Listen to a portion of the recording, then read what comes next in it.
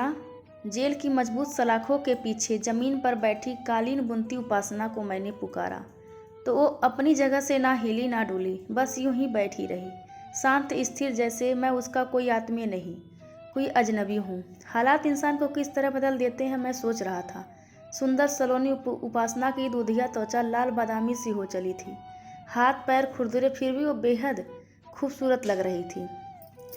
एक बात बड़ी विचित्र है राज, अपने पति की हत्या करते समय क्या उपासना ने एक बार भी नहीं सोचा होगा कि ऐसा जघन्य अपराध करके उसका जीवन बर्बाद हो जाएगा? सुधीर, हत्या सोच समझ कर नहीं, क्रोध की आवेग में की जाती है। अपराध करते समय मनुष्य ऐसी मनोस्थिति में होता है कि कब है जो सही गलत का निर्णय ले सके। उपासना जैसी सीधे सरल स्वभाव वाली लड़की एक कीड़े को तो मार नहीं सकती, हत्या क्या करेगी, ये तुम कैसे कह सकती हो? क्योंकि हम दोनों ने बचपन से लेकर जवानी की कई दोहरियां एक साथ पार की है, लेकिन उपासना ने हत्या की है, एक नहीं दो हत्याएं। सुधीर को ड्रॉप करके जैसे मैं गेस्ट हाउस की ओर बढ़ा, मन परत दर परत अतीत की गहराइयों में उतरता चला गया। आंखों के भोली भाली नन्ही सी उपासना आकर खड़ी हो गई, जिसे एक एक निवाले के पीछे भी विमाता का कठोर चेहरा देखना पड़ता था। लोग कहते तो यही थे कि अपनी बेटी की देखभाल के लिए ही रघुवीर सहाय ने दूसरा विवाह किया, लेकिन बेटी पर तो होते हर दिन के कहर को कभी नहीं रोक पाए। न जाने क्यों मेरा संवेदनशील बालमन नन्ही उपासना की पीड़ा को देखकर क्षुब्ध हो उठता। एक बार आधी रात को उपासना की सिसकियां सुनाई दी तो मैं दरवाज़ा खोलकर उसे अपने घर ले आया। माँ ने भरपेट भोजन करवा कर उसे अपने पास ही सुला भी लिया। उस दिन के बाद हम उसके आत्मीय बन गए। अपने घर से वो अक्सर हमारे घर आ जाती। अपनी व्यस्तता के बावजूद मैं उसका होमवर्क करवाता, माँ खाना खिलाती, लेकिन उसकी माँ को उपासना का इस तरह हमारे घर आना जरा भी नहीं भाता। किसी न किसी तरह से वो अपना रोष प्रकट कर ही देती। उन दिनों मैं प्रतियोगी परीक्षाओं की तैयारी कर रहा था। उपासना के इस तरह बार बार आने से मैं परेशान हो जाता। मैंने उसे समझाते हुए कहा, कुछ देर अपने घर में भी पढ़ा करो, जब बहुत ज़रूरी हो तभी मेरे पास आया करो। किस समय पढ़ूं? दिन में माँ पढ़ने नहीं देती, रात में पापा बत्ती बुझा देते हैं, कहते हैं बिल बहुत ज़्यादा आ जाएगा। अपनी लड़ाई खुद लड़ना सीखो। मैं जानता था उसमें आत्मबल की कमी है, वैसे मेरे कहने पर वो 2-3 दिन आई भी नहीं। एक दिन उसके घर से मारपीट की आवाज़ें सुनाई दी। क्या हुआ होगा समझ नहीं आ रहा था। माँ के रोकने के बावजूद मैं उसके घर पहुँच गया। उपासना की माँ उसकी जान लेने पर आमदा थी। मार ही डालेंगी क्या इस नन्ही सी जान को? इतनी ही अच्छी लगती है तो ले जाना इसे अपने घर। घायल सिंहनी सी चिंघाड़ती उसकी माँ ने मुझे घूरा तो मैं सच में उसे अपने घर ले आ गया। तभी उपासना रोते हुए अपनी पीठ उघाड़ते हुए बोली, देखिए कितना मारा है मुझे। पल भर पहले उसके प्रति उपजी मेरी सहानुभूति न जाने कहाँ काफूर हो गई। बेवकूफ़ लड़की, इतना भी नहीं जानती कि भले घर की लड़कियां किसी व्यक्ति के सामने इस तरह पीठ नहीं उघाड़ती। उसकी सुप्त चेतना को जागृत करने के लिए मैं चिल्लाया, उपासना, तुम्हारे हाथों में इतना दम नहीं कि अपनी माँ का हाथ तुम उठा सको, रोक सको उनको? कायर हो तुम, कायर। मैं गुस्से में हाँफ रहा था। कंपटीशन का रिजल्ट घोषित हुआ। मुझे मेडिकल में एडमिशन मिल गया। घर में सब खुश थे, लेकिन उपासना उदास थी, एकदम गुमसुम सी। जाने से पहले माँ ने मेरे लिए मंदिर में पूजा रखवाई थी। उपासना पूरा दिन मेरा सामान व्यवस्थित करती रही। पसीने से तरबतर उपासना को खींचकर मैं जबरन अपने कमरे में ले गया।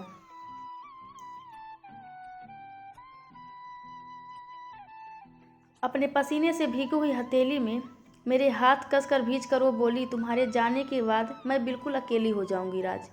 क्यों, यहाँ माँ तो हैं। मैंने उसे ढांढस बंधाया। लेकिन तुम तो नहीं होगी। मैं उसे पुचकारता रहा, आत्मीयता जताता रहा, सहलाता रहा। वो चुपचाप मेरे स्पर्श को महसूस करती रही। उसकी निकटता का ऐसा अजीब प्रभाव मुझ पर हुआ कि मैं ना कुछ बोल सका और ना ही उसके बारे में कुछ सोच सका।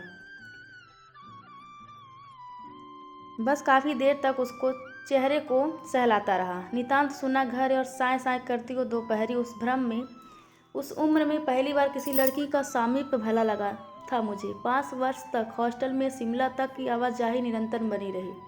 उपासना मेरे चारों तरफ इस तरह चक्कर लगाती रहती जैसे पृथ्वी सूरज के चारों तरफ परिक्रमा करती रहती है। दीवार की ओट में खड़े होकर वो मुझे देर तक निहारती रहती, लेकिन मुझे अपने सामने पाते ही नजरें झुका लेती।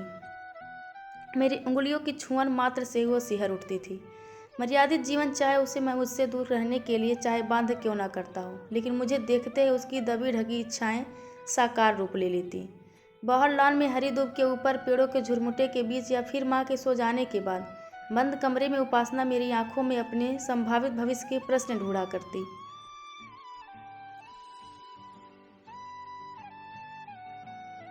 मेडिकल के अंतिम वर्ष में ही मुझे एमएस का पढ़ने के लिए लंदन के एक प्रतिष्ठित कॉलेज में एडमिशन मिल गया। मुझे ऐसा लगा जैसे उपासना कोशिश करके भी कुछ कर नहीं पा रही थी। आखिर मैंने ही खामोशी के जाल को विधा तो उसकी दोनों आंखें बरस पड़ी। यहीं शिमला में रहकर प्रैक्टिस क्यों शुरू नहीं कर देते? उपासना, भावनाओं के धरातल पर यथार्थ की नींव को नहीं जोड़ा जा सकता। माँ को तुम्हारे भरोसे छोड़ कर जा रहा हूँ। 2 साल बाद तो लौट ही आऊँगा।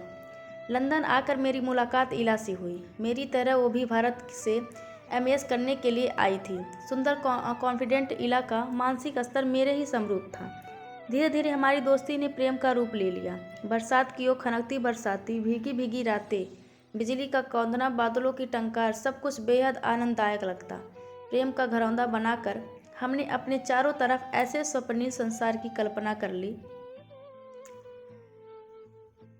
जहाँ मेरे और इला के सिवाय तीसरा कोई नहीं था।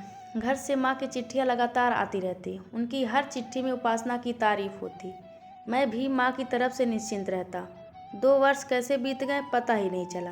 भारत वापस लौटने के बाद मुझे लखनऊ के एक हॉस्पिटल में सीनियर सर्जन की नौकरी मिल गई। इला को भी वहीं के एक हॉस्पिटल में स्त्री रोग विशेषज्ञ का कार्यभार संभालना था। सोचता था घर पहुंचकर मैं माँ से इला के बारे में बात करूंगा, लेकिन माँ की अनुभवी आंखों से कुछ भी छिपा नहीं था।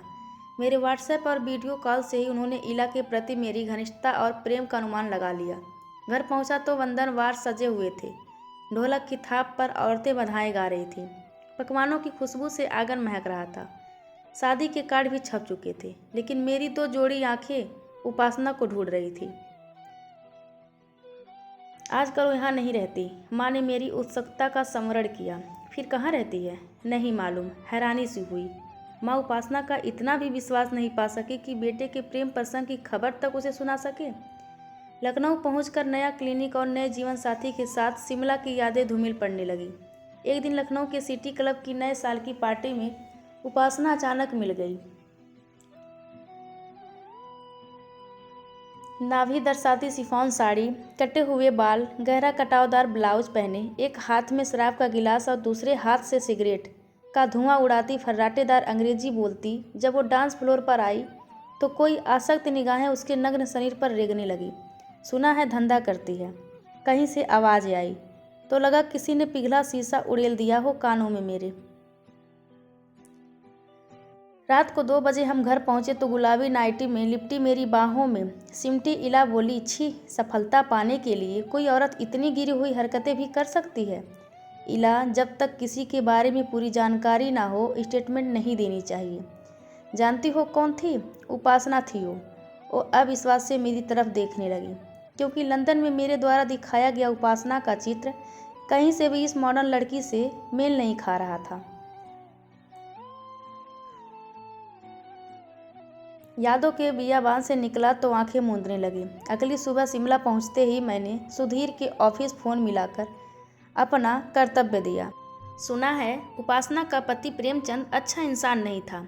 अपनी महत्वाकांक्षाओं की पूर्ति के लिए वो अपने ही द्वारा बिछाए शतरंज के बिसात पर उससे हर दिन नई नई चालें चलने को बाध्य करता रहता था। तो फिर छोड़ क्यों नहीं दिया उसने प्रेमचंद को?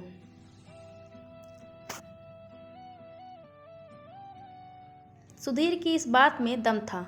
फिर भी मैंने उपासना का ही पक्ष लिया। हमारे समाज में कितनी महिलाएं ऐसा कदम उठा पाती हैं। काफ़ी दौड़ भाग के बाद सुधीर को उपासना का वकील नियुक्त किया गया। केस की सुनवाई के समय अदालत खचाखच भरी थी। अपनी सफाई में उपासना ने जो बयान दिया उसे सुनकर हम दोनों ही हैरान रह गए। एक कॉन्ट्रैक्ट पाने के लिए शहर की एक राजनीतिक पार्टी के अध्यक्ष के साथ जब मेरे पति ने अपने ही सामने मुझे उसके साथ हमबिस्तर होने के लिए बाध्य किया तो मेरे पास उन दोनों की हत्या करने के अलावा कोई दूसरा रास्ता नहीं था। काफ़ी दौड़ भाग के बाद उपासना की सज़ा वर्षों से घटाकर चंद महीनों में तब्दील कर दी गई। उसे मुबारकबाद देने के लिए मैं लखनऊ से जेल पहुंच गया। चुपचाप बैठी उपासना से मैंने पूछा, उपासना, कुछ समय बाद तुम रिहा हो जाओगी, अब भविष्य के लिए तुमने क्या सोचा है? जवाब में उसकी त्योरियां चढ़ गईं। बोली, जेल के भीतर रहूं या बाहर, फर्क पड़ता है।